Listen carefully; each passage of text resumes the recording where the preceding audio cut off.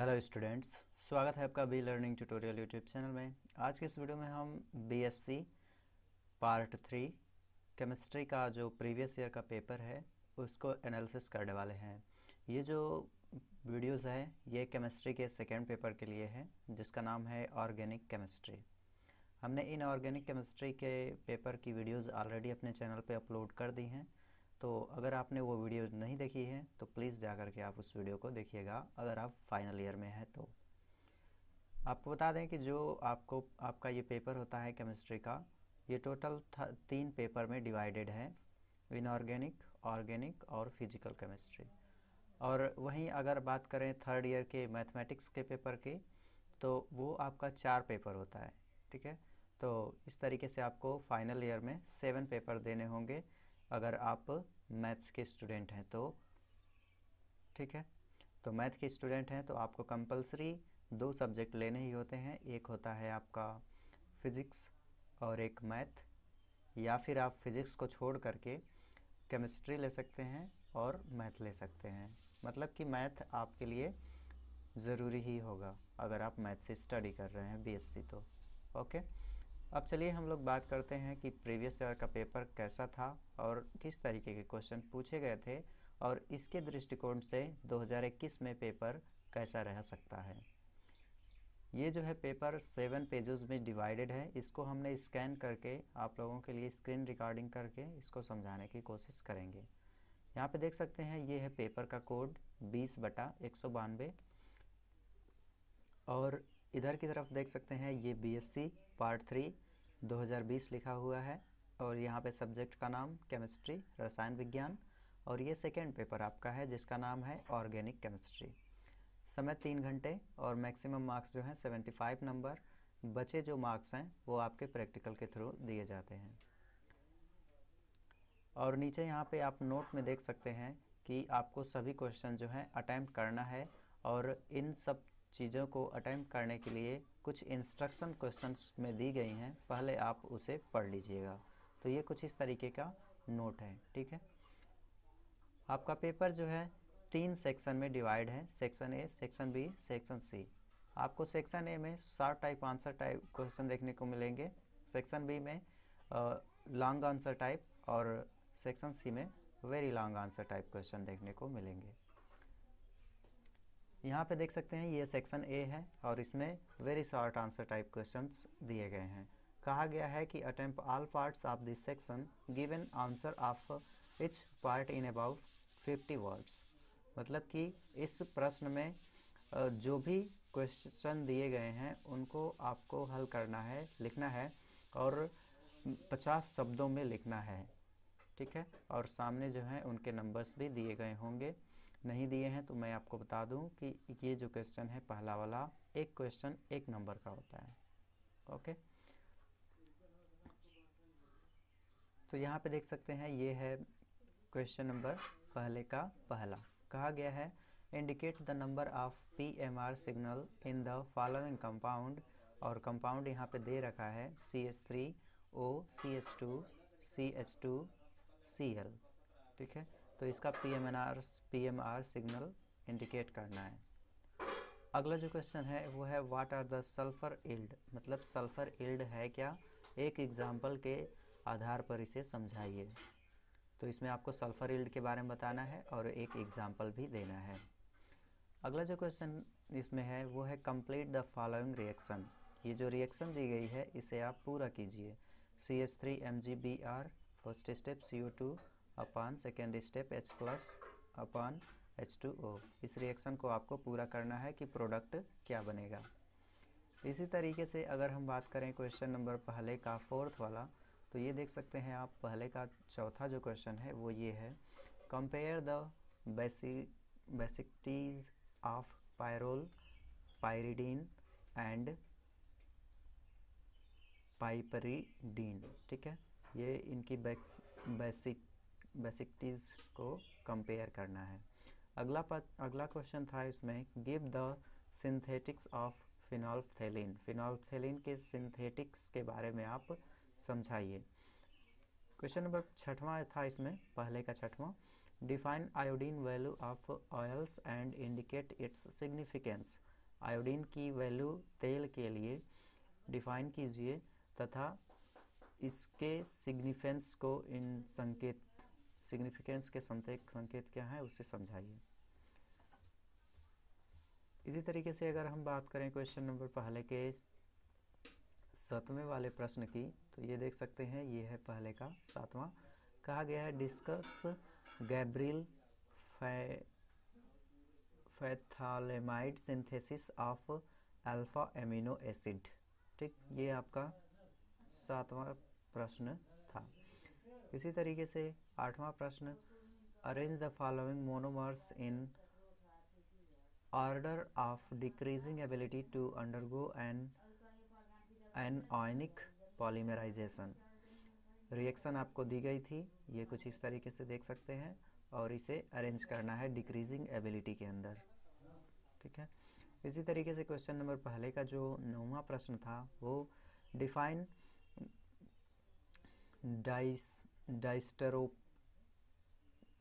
डाइस्टेरोटोपिक protons.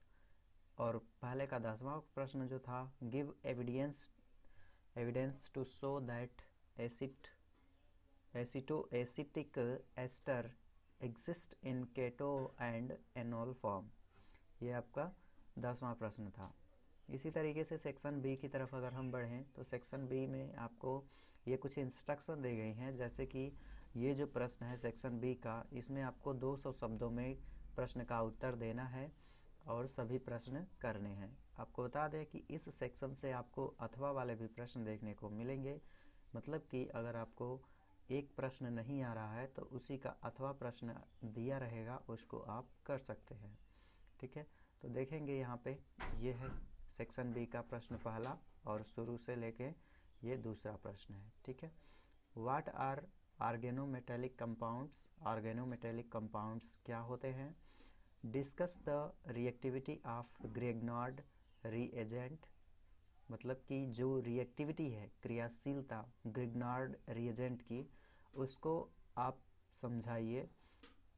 आगे कहा गया है आर्गेनोलिथियम एंड आर्गेनोलिजिक कंपाउंड, मतलब कि ग्रेगनार्ड रीएजेंट की जो ये प्रॉपर्टीज़ हैं इनको आप एक्सप्लेन कीजिए, डिस्कस कीजिए, और साथ ही में आपको बताना है कि ऑर्गेनोमेटेलिक कंपाउंड्स क्या होते हैं।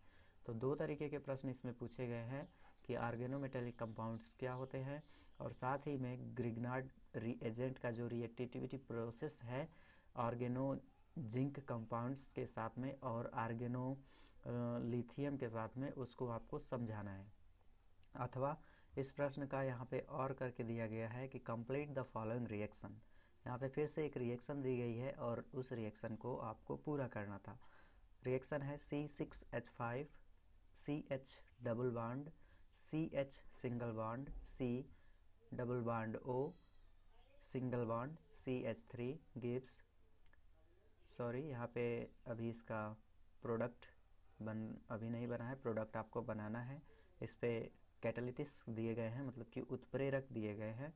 आपको बता दें कि जो कैटालिटिक्स होते हैं यानी कि उत्प्रेरक, वो अभिक्रिया की गति को बढ़ा देते हैं, और जिस अभिक्रिया की गति तेज है उसको आप स्लो करना चाहें तो उसके लिए भी उत्प्रेरक उपयोग किए जाते हैं, मतलब कि अभिक्रिया के रिएक्शन रेट को इंक्रीज और डिक्रीज करने के लिए प्रयोग किए जाते हैं, जिसे हम उत्प्रेरक कहते हैं। तो यहाँ पे 2 टाइप के उत्प्रेरक उपयोग किए गए हैं, CH3Li और दूसरा उत्प्रेरक है H+H2O। ठीक है, और इन्हीं के हिसाब से ये जो प्रोडक्ट बनेगा, कौन सा प्रोडक्ट बनेगा, उसी के बारे में आपको बताना था। इसी का जो और वाले का ही जो अगला हमें प्रश्न दिया गया है वो कुछ इस तरीके का एक रिएक्शन है, C सिंगल बॉन्ड CH3 फिर single bond H C double bond C फिर single bond CH3 single bond H C single bond H। ठीक है, प्लस CH2I2, और फिर उत्प्रेरक दिया गया है ZN single bond Cu couple. इसी तरीके से आपका ये क्वेश्चन नंबर 2 का और वाला में से 3rd पॉइंट पूछा गया था, C6H5 single bond C double bond O single bond CH3, और फिर से उत्प्रेरक दिया गया है C6H5 MgBr, और सेकेंड उत्प्रेरक है H+H2O। तो इन तीनों रिएक्शंस की आपको प्रोडक्ट बताने हैं कि कौन सा प्रोडक्ट निर्मित होगा। आगे यहाँ से देखेंगे तो ये है क्वेश्चन नंबर 3, जो कि कुछ इस तरीके के पूछा गया है कि give the mechanism of formation of acid ethyl ethyl एसिटो acetate from ethyl acetate. ठीक है, ये फॉर्मेशन बताना है एथिल एसिटो एसीटेट का, फ्रॉम मतलब किससे बनेगा, एथिल एसीटेट से। जो एथिल एसिटो एसीटेट है वो उसको फॉर्मेशन बतानी है एथिल एसीटेट से। अथवा इसमें पूछा गया था अन्य प्रश्न क्वेश्चन नंबर 3 का, अथवा outline the synthesis of following compounds using die ethyl malonate. ठीक, इसके अन्य कुछ इसमें दिए गए हैं, इस पे आपको लिखना था। पेंटोनिक एसिड के बारे में, सक्सोनिक एसिड के बारे में, और अगला है सिनामिक एसिड के बारे में। ये सिंथेटिक्स कंपाउंड्स के बारे में आपको आउटलाइंस यानी कि डिस्कस करना था। इसी तरीके से अगर हम बात करें क्वेश्चन नंबर 4 की, तो यहाँ से आप देख सकते हैं कि ये क्वेश्चन नंबर 4 स्टार्ट है। इसमें कहा गया है predict the number of signals and their multiplicity in HNMR spectra of the following compounds. ये कुछ इसके कंपाउंड्स दिए गए थे और इनके आपको HNMR स्पेक्ट्रा देने थे। कंपाउंड है CH3 COOH CH2 CH3, और सेकेंड कंपाउंड था Br2CH CH2 Br। इसी तरीके से अगर फोर्थ कंपाउंड दिया गया है CH3 CHO एसिटल्डिहाइड। ठीक है, और इनके आपको HNMR स्पेक्ट्रा बताने हैं। ठीक है, और चौथे का अथवा वाला जो प्रश्न पूछा गया था वो यहाँ पे आप देख सकते हैं कि explain why aromatics protons are more deshielded than vinylic protons. मतलब कि एक्सप्लेन कीजिए कि जो एरोमेटिक प्रोटॉन्स होते हैं वो वाइनलिक जो प्रोटॉन होते हैं उनका डिस्टिल्ड की अपेक्षा क्यों होते हैं, तो इसके बारे में आपको समझाना था। पांचवा जो प्रश्न था वो यह था, देख सकते हैं कि outline all the steps involve in Skraup synthesis of quinoline. ये क्वेश्चन काफ़ी इंपॉर्टेंट है, इसको आप रिपीट कर लीजिएगा, पढ़ लीजिएगा अच्छी तरीके से, क्योंकि ये बार बार से पूछा जाता है परीक्षाओं में। और इसका अथवा वाला क्वेश्चन है, देख सकते हैं discuss the following order of aromaticity. Aromaticity के बारे में आपने फर्स्ट ईयर में ही पढ़ चुका है, और सेकेंड ईयर में भी और थर्ड ईयर में भी ये पूछा जाता है। यह एक काफ़ी ज़्यादा इंपॉर्टेंट टॉपिक भी बन जाता है। जैसे कि ये कुछ प्रोडक्ट दिए गए हैं, इनको आपको अरेंज करना है एरोमेटिसिटी के आधार पर। थायोफीन, और फिर ग्रेटर दैन पायरोल, फिर ग्रेटर दैन फुरान, इसको आपको अरेंज करना है। अगला जो क्वेश्चन है वो देख सकते हैं क्वेश्चन नंबर 6वां। तो 6वां क्वेश्चन में discuss the mechanism of osazone formation by Amadori rearrangement. इसका अथवा वाला क्वेश्चन था how will you carry out the following conversion. First point D glucose D fructose, second point D glucose D arabinose. ठीक है, ये तो section B से complete हो जाते हैं, और फाइनली जो सेक्शन बी से जो क्वेश्चन टोटल बनते हैं वो आपके बनते हैं 5 क्वेश्चन, और 5 क्वेश्चंस में अथवा वाले भी क्वेश्चन आपको देखने को मिलते हैं। तो यानी कि टोटल जो सेक्शन बी से क्वेश्चन हो जाता है वो आपका हो जाता है 10 क्वेश्चन, और 10 क्वेश्चन में से आपको सेक्शन बी से 5 क्वेश्चन करने होते हैं, जो कि 200 शब्दों में। 200 शब्दों का मतलब कि कम से कम जो बोर्ड की कापी आपने देखी होगी उसमें अगर आधा पेज लिख देते हैं तो ठीक है। ठीक है, आगे हम बढ़ेंगे सेक्शन सी की तरफ। तो सेक्शन सी में जो है आपके 2 क्वेश्चन करने होंगे, जो कि एक क्वेश्चन का 15 नंबर होगा और टोटल जो है 30 नंबर का। ठीक है, तो ये देखिए सेक्शन बी मतलब कि long answer type question, sorry section C मतलब कि लॉन्ग आंसर टाइप क्वेश्चन, और इसमें आपको सभी प्रश्न करने हैं जो इंस्ट्रक्शन दिए गए हैं उनके अनुसार। और एक क्वेश्चन आपको अधिकतम 500 शब्दों में लिखना है। 500 शब्दों का मतलब कि एक पेज लिख देंगे तो हो जाएगा। ठीक है, ज़्यादा लिखने की ज़रूरत भी नहीं है। अगर आंसर आपका एक पेज में अच्छी तरीके से कंप्लीट हो जाता है तो समझिए कि ठीक है। तो देखेंगे ये सेक्शन सी से पहला प्रश्न है और शुरू से 7वां प्रश्न है। कहा गया इसमें ये है कि what do you mean by the chain growth polymerization with suitable example, discuss the mechanism of free radical and anionic vinyl polymerization. ठीक है, कि ग्रोथ चेन पॉलीमराइजेशन से आप क्या समझते हैं और इसके सुटेबल एग्जांपल दीजिए, और इसका जो मैकेनिज्म है फ्री रेडिकल के सापेक्ष में उसको आप समझाइए। इसका जो इसका जो अगला क्वेश्चन था, मतलब कि सेक्शन सी का 8वां प्रश्न करना, आपको केवल 2 ही प्रश्न है, तो इसमें आपको अन्य क्वेश्चन भी दिए गए हैं कि अगर आपको एक दो क्वेश्चन इसमें से नहीं आते हैं तो उसमें अन्य क्वेश्चन भी दिए गए हैं, उनको आप कर सकते हैं। तो ये देखिए प्रश्न 8वां है सेक्शन सी से। कहा गया है discuss the following colour and constitution of dyes. अगला क्वेश्चन है 8वें का ही दूसरा, फैक्टर्स अफेक्टिंग केमिकल शिफ्ट। वो कौन से फैक्टर हैं जो केमिकल शिफ्ट को अफेक्ट करते हैं, उनके बारे में आप समझाइए। तो इस तरीके से ये 8वां प्रश्न है। और 8वां प्रश्न के बाद हम बढ़ेंगे 9वें प्रश्न की तरफ, जो कि है complete the following sequence of reaction by providing structure of products A to I। और यहाँ पे कुछ रिएक्शंस भी दी गई हैं, तो इनका आप स्क्रीनशॉट ले सकते हैं। यहाँ पे वीडियो को पॉज करके इनका स्क्रीनशॉट ले लीजिए। ये आपका 9वां प्रश्न 2020 में पूछा गया था।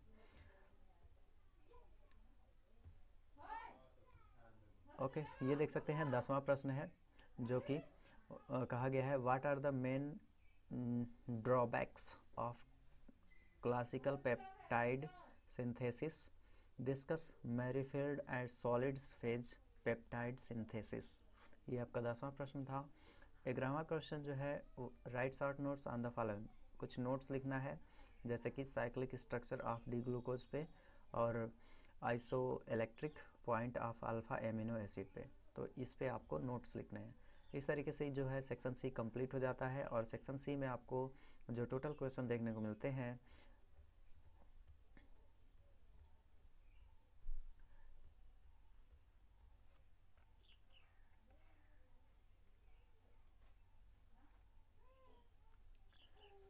तो सेक्शन सी से जो आपको टोटल देखने को क्वेश्चन मिलते हैं, वो मिलते हैं 4 क्वेश्चन, जिनमें से आपको 2 क्वेश्चन करने हैं और एक क्वेश्चन का 15 नंबर, मतलब कि 2 क्वेश्चन का 30 नंबर। इसी तरीके से ऐसे बात करें अगर हम सेक्शन बी की, तो सेक्शन बी से जो क्वेश्चन देखने को आपको मिलेंगे,